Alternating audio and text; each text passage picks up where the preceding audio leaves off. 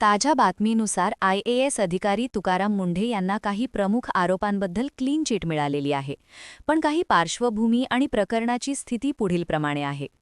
सध्याची परिस्थिती: महाराष्ट्र विधानसभेत काही आमदारांनी 2020 मध्ये नागपूर स्मार्ट सिटी प्रकल्पात नियमबाह्य निर्णय घेतल्याचे, 2000 कोटी रुपयांच्या धनादेशावर स्वाक्षरी केल्याचे आणि महिला अधिकाऱ्यांशी वागण्यात गैरवर्तन केले असल्याचे आरोप केले होते.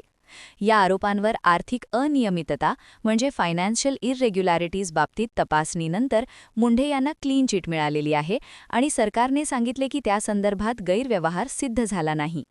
मात्र महिला अधिकाऱ्यांची वागणूक किंवा उत्पीडन या बाबींची स्वतंत्र चौकशी अजून चालू आहे आणि त्याचा निकाल येण्याची प्रतीक्षा आहे.